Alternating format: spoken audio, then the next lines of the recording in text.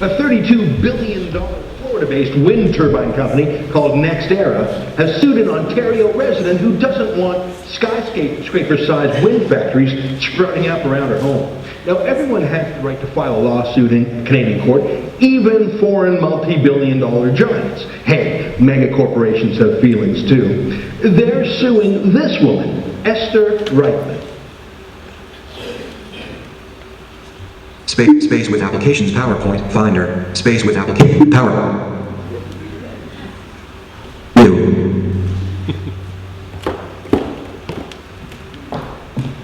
You are currently in a view. Not so sure about that.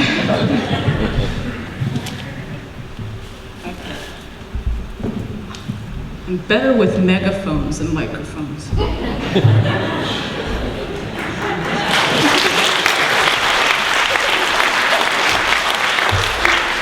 Okay. All right. The most common way people give up their power is by thinking they don't have any.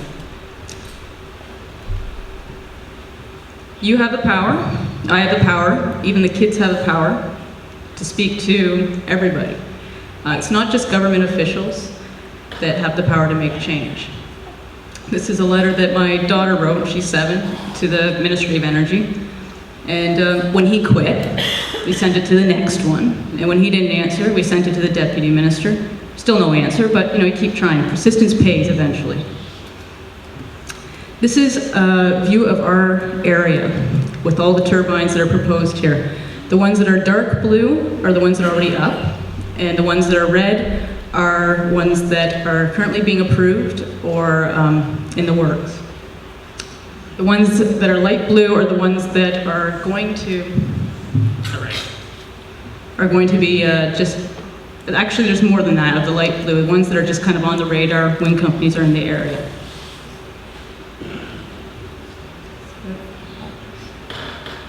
Okay, this is a couple websites that I've run. The Middlesex Lambton Wind Action Group won for about 4 years. This one was started just to keep the people in this area, Middlesex and Lambton, informed of any events, wind company meetings, what's happening in the area. About a year ago, I took over the Ontario Wind Resistance website after being operated by a lady in Amherstburg for about 3 years. And this one's province-wide, so it's a lot of responsibility to keep news articles happening every single day, keep it up to date. But that's our job. That's our job as residents out here, is to be active and to report. Another website that I started was Ill Wind Reporting. That's where people like you or anybody who's in a wind project can report unethical behavior, noise, shadow flicker in your area, and it shows kind of the hot spots. And people in Australia, Britain, United States, Ontario, everybody uses this website to show these things. Facebook and Twitter, that's something anybody here can do. I know I don't like to use it either, but you should. So hopefully it helps inform your neighbors and your friends and your family, and every little bit counts. Video. This is the one that I've probably got into the most trouble with, and probably been the most effective, so I wouldn't stop doing it. And the more people out there videotaping, the better. It holds wind companies and it holds politicians accountable. It started for me last year. I started videotaping open council meetings in Adelaide Metcalfe, my township. The minutes and the agendas were not reflecting what we were seeing happen in the council. So since there was no bylaw, saying we couldn't, I started videotaping. It turned out that the mayor didn't like that, and he called the police in to have me and the camera removed. That kind of backfired because people like yourself, 100 people packed council chambers and said, no, we want this transparency. And now the council videotapes their own meetings and allows other people to videotape as well. But you had to have 100 people pack that council chamber to make that change. So the Eagle Nest, this is another one with videotaping. There was an Eagle Nest down in a NextEra project. NextEra is a company that will probably operate most of the turbines in this area. And this is down in Haldimand County. This nest was active, and that's the eagle pair that was using the nest. The people in the area notified the Ministry of Natural Resources, and they said there's a nest there, there's also 3 turbines and an access road proposed to go through this area, thinking that the government would tell them, move the turbines. But they didn't. Instead, the Ministry of Natural Resources on January 4th gave this, an authorization for the removal of a bald eagle nest under the Fish and Wildlife Conservation Act. That's how government works now.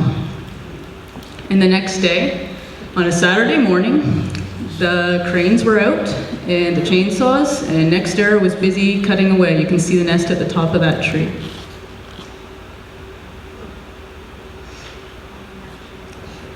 We had traveled down there. It's a 2-hour drive for us when we found out. So we got there just before 10 o'clock in the morning, and it was 5 minutes after this happened. This picture I always think is like, deserves a moment of silence or something.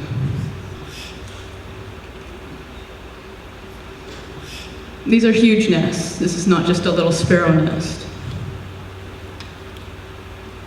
So we were told that we can't go in there. You'll be trespassing if you go down the road. So you can see 2 people over there on the left-hand side. That's me and Muriel walking along the snowdrifts. We weren't going on the road. We got there anyways. And started filming. There was only 1 police car there, and he didn't seem to really care once we were there. I mean, what was he going to do, really? Yeah, so we started filming. And this is just a short clip of the video that I eventually posted on YouTube of the nest hanging there. They didn't know what to do with it. They were going to preserve it, actually, and then stick it back up in another tree. And then we were told a couple months later, well, you know, it's too fragile to do that. This is the guy who cut it. He told me that it was Stephen Harper's fault. I know. I was really impressed. It was an active nest. You can see the feathers and the corn husks in there. They all said no, oh no, that's not an active nest. It's an old nest.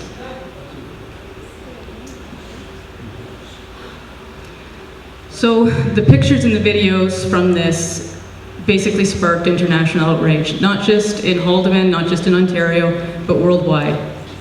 This is a protest in Toronto. It was on turbines, but there was a huge focus just on this eagle nest. People can relate to it.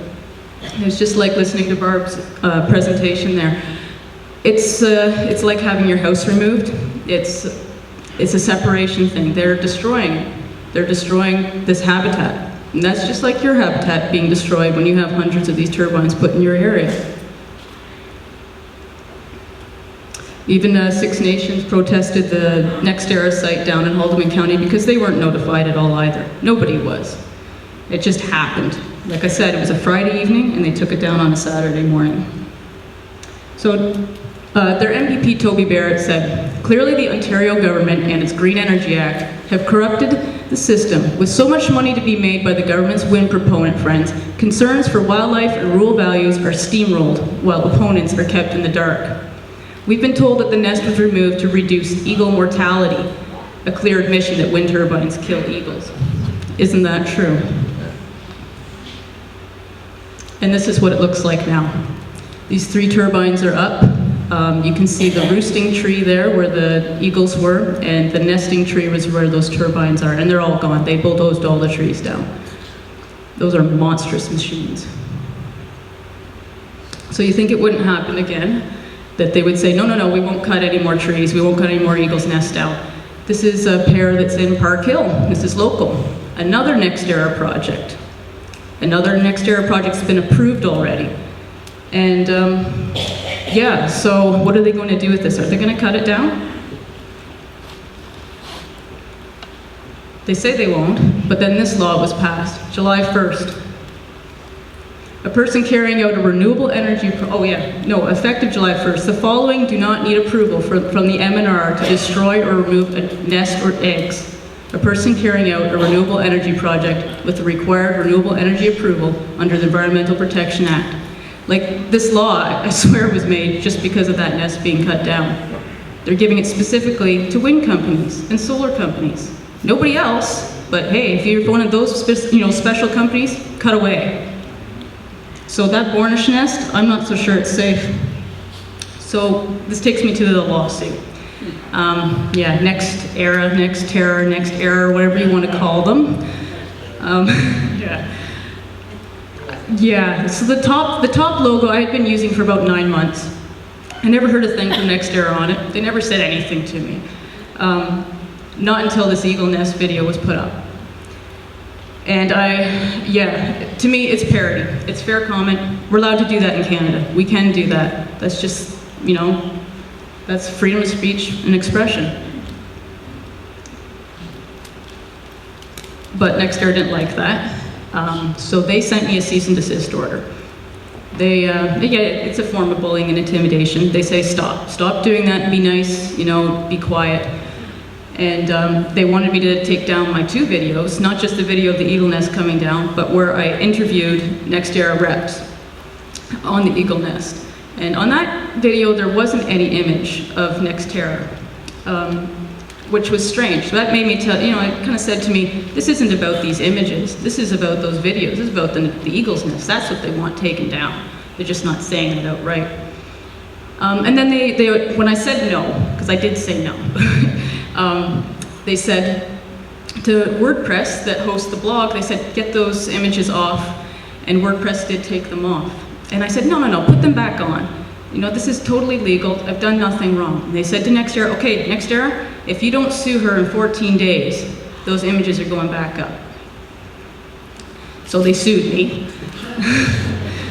on the 14th day, and they sued me for a whole grab bag of stuff. It was, I don't even want to bore you with it all. Some of it was kind of funny, really, but it was, not funny because you're being sued. But it was meant to silence me, and it's what they call a SLAP suit, strategic litigation against public participation. It's meant to silence and to drain opposition so that you don't have any energy to fight, you're afraid to fight, and then other people will be afraid, because if I get slapped, you might get slapped too, right?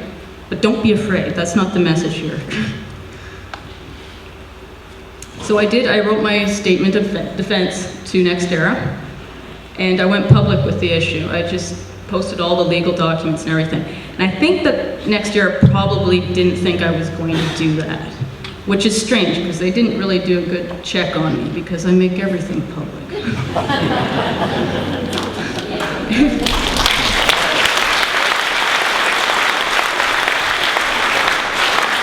And to date, I haven't had any response from them. They haven't emailed me, never phoned me, nothing. I mean, they were trying to contact me for so long, and now it's like, oh, they want to talk to you, Esther. Because it kind of backfired, I think, a bit. Ezra did, I don't know, maybe 4 or 5 shows on this, and he actually really nailed them. And especially his early on one, it's like 20 minutes long. He talks about all the wind lobbyists at Queen's Park that are NextEra, how they got in there in the first place. And that's why you'll see all these turbines there. And then it was in the local media, it was in the National Review in the States, Wind Turbine Syndrome, Telegraph in UK. Wall Street Journal. And the Australian. And